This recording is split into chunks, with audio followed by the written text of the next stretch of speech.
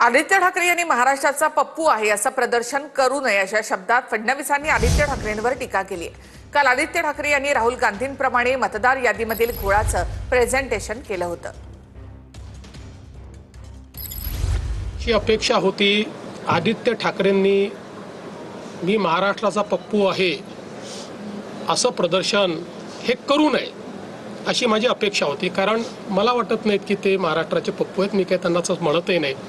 पण ज्या प्रकारे राहुल गांधींनी मोठी स्क्रीन लावून त्याच्यावर इकडून तिकडे येरझाऱ्या घालायच्या आणि खोदा पहाडवर चूहा भी नाही निकला अशा पद्धतीचं वक्तव्य करायचं, दुर्दैवाने तेच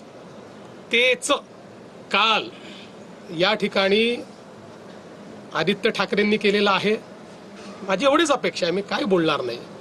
त्याची उत्तरं इलेक्शन कमिशनने दिलेली आहेत। त्या संदर्भात इलेक्शन कमिशनने चॅलेंज देऊन ते कुठलाही त्या ठिकाणी योग्य पुरावा देऊ शकले नाहीत। त्याच्यामुळे माझी एवढीच अपेक्षा आहे की किमान तुम्ही राहुल गांधी बनू नका। एखाद्याची चूक दाखवणं हा काय गुन्हा आहे?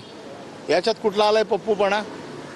आता ही मिरची भारतीय जनता पक्षाला का लागावी याचं उत्तर निवडणूक आयोगाने समोरून येऊन द्यायला पाहिजे। घरगडी असल्यासारखं निवडणूक काम करते निवडणूक आयोग, आणि उत्तर देतात भाजपवाले।